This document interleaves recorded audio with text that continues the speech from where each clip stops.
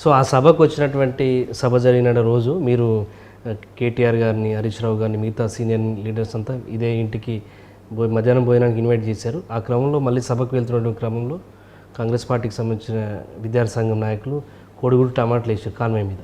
ఆ ఇష్యూని బేర్ చేస్తూ నిన్న మొన్న అయితే రేవంత్ రెడ్డి మాట్లాడాడు, కేవలం కోడిగుడ్డు టమాటాలే కాదు ఇంకా సీరియస్ వివరించాల్సి ఉండే అని చెప్పేసి అన్నాడు. దాన్ని ఎట్లా చూస్తారంటే డిఫెన్స్ ప్రెస్లో అంటే రాజకీయ కోణంగానే మనం చూడాలా. ఎక్కడైనా సరే ఏ రోజు కూడా రాజకీయాల్లో ఒక పార్టీ ఒక మీటింగ్ పెట్టుకుంటే ఇంకొక పార్టీ దాన్ని డిస్టర్బ్ చేద్దామనే ఆలోచన చేయడం అనేది పూర్తిగా మంచి పద్ధతి కాదు. ఎందుకంటే రేపటి నాడు వాళ్ళు ఏదైనా మీటింగ్ పెట్టుకున్నా మేము డిస్టర్బ్ చేసినా ఇదే విధంగా ఉంటుంది.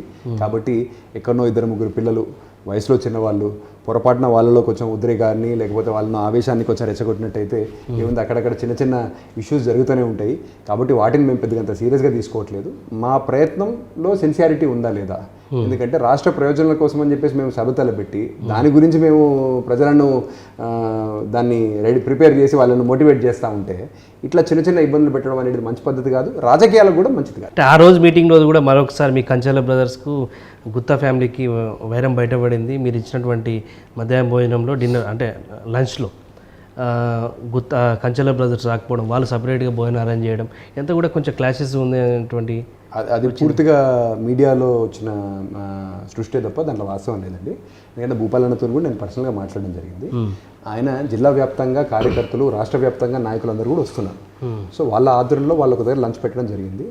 నేను కేటీఆర్ గారితో మాట్లాడడం, హరీష్ రావు గారితో కూడా మాట్లాడిన సందర్భంగా అమిత్, ఒకవేళ మేము హైదరాబాద్ నుంచి మీడియా ప్రతినిధులు అనుకోండి, అదేవిధంగా మాతో పాటు ఆంటురాజ్లో రాష్ట్రానికి సంబంధించిన ముఖ్య నాయకులందరూ కూడా మేము కూడా వస్తున్నాము.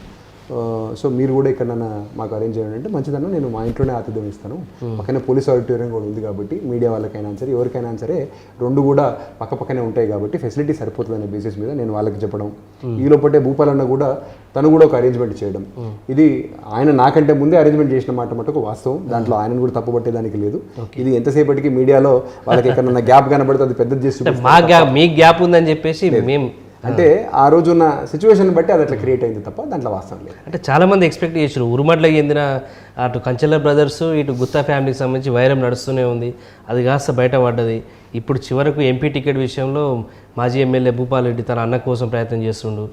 అదే ఊరికి చెందినటువంటి మండల్ చైర్మన్ సుఖేందర్ రెడ్డి కొడుకు అమిత్ రెడ్డి కోసం ప్రయత్నం చేస్తుండే. ఇందులో భాగంగానే ఈ వైరం అంతా నడుస్తుంది అంటారు. అంతా ఏం లేదంటారా ఇది? అంటే మొత్తం మీ పార్టీ క్యాడర్ కానీ జనానికి కానీ ఈ విషయంలో ఏం చెప్పదలుచుకున్నారు? అంటే ఏం లేదు, చిన్న కమ్యూనికేషన్ గ్యాప్ ఏమైనా ఉంటే పార్టీలో కానీ ఇద్దరు అన్నదమ్ముల మధ్యలోనే చిన్న చిన్న ఇష్యూస్ డిస్టర్బెన్సెస్ ఉంటాయి కాబట్టి రాజకీయంగా అనేక నాయకుల మధ్యలో అనేక స్థాయిల్లో చిన్న చిన్న గ్యాప్స్ ఉండొచ్చు, అవి కామన్గా జరుగుతాయి తప్ప దీంట్లో వ్యక్తిగతంగా వైరం కానీ శత్రుత్వం కానీ ఏది కూడా ఉండదు. కృష్ణన్న కూడా, ఎవరు కంచెల కృష్ణారెడ్డి గారు కూడా అనేక సంవత్సరాల్లో రాజకీయాల్లో ఆయన కూడా యాక్టివ్గా ఉన్నారు. ఆయన కూడా నాకు ఒకవేళ పార్లమెంటరీ అవకాశం ఏదైనా ఒకవేళ ఇవ్వడం అనేది ఆయన కూడా కోరుకోవడంలో తప్పు లేదు, ఆశించడంలో తప్పు లేదు, పార్టీని అడగడం కూడా తప్పు లేదు, దాన్ని కూడా మనం తప్పు పట్టేదానికి లేదు. ఈరోజు నాకు తెలిసినంత వరకు బీఆర్ఎస్ పార్టీ అనేది ఉద్యమం నుంచి వచ్చిన పార్టీ, ప్రజల శ్రేయస్సు కోసం పనిచేసే పార్టీ. మా పార్టీలో అనేక ఉద్యమకారులు ఉన్నారు. ఉద్యమకారులు కూడా చాలా మంది ఈరోజు మా పార్టీ నుంచి ఆశావాలుగా ఉన్నారు. పోతే నల్గొండ పార్లమెంటరీలో ఉన్నారు, భువనగిరి పార్లమెంటరీ సెగ్మెంట్లో కూడా ఉన్నారు. నాకంటే చాలా సీనియర్ అనుభవం రీత్యా కానీ లేకపోతే దేంట్లో అయినా కూడా సరే.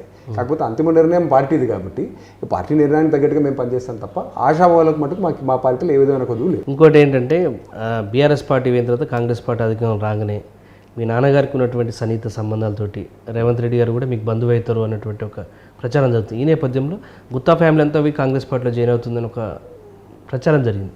అది ఎంతవరకు నిజం? అసలు చర్చలు జరిగినాయా మీ ఫ్యామిలీకి సంబంధించి? లేదండి, ఈ రోజు వరకు అసలు అట్లాంటి ఆలోచనే మనకు లేదు కాబట్టి చర్చలు జరిగినాయి అనే దాని గురించి అసలు ఏ విధమైన ఫ్యాక్చువల్ పొజిషన్ కాదు, అది పూర్తిగా అవాస్తవము. బంధుత్వం వేరు, రాజకీయం వేరు.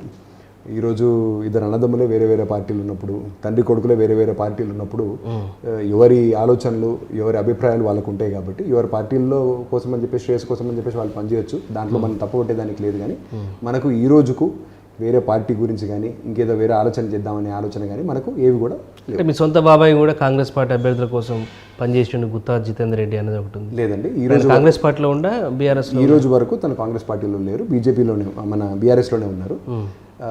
తను కాంగ్రెస్ పార్టీకి పనిచేసినారు అనేది ఇంకా తను వ్యక్తిగతంగా తన నిర్ణయాలు ఎట్లున్నాయి అనేది నేను కూడా ఒకసారి సమీక్షించుకోవాల్సిన అవసరం ఉంది. కాకపోతే తన మటుకు బీఆర్ఎస్ పార్టీలోనే ఉన్నారు. రైట్. మీకు సంబంధించి ఇక్కడ ప్రధానంగా దృష్టి మీకు టికెట్ వస్తే నల్గొండ పార్లమెంట్ వస్తుంది అనుకుంటున్నా, భువనగిరి పార్లమెంట్ వస్తుందా?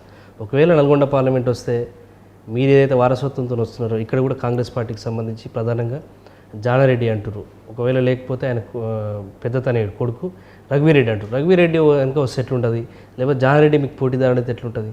అంటే ఎవరు పోటీకి వచ్చినా సరే 2 పార్లమెంటరీ సెగ్మెంట్లో నాకు ఎక్కడ అవకాశం ఇచ్చినా నేను పోటీ చేసేదానికి సిద్ధంగానే ఉన్నాను.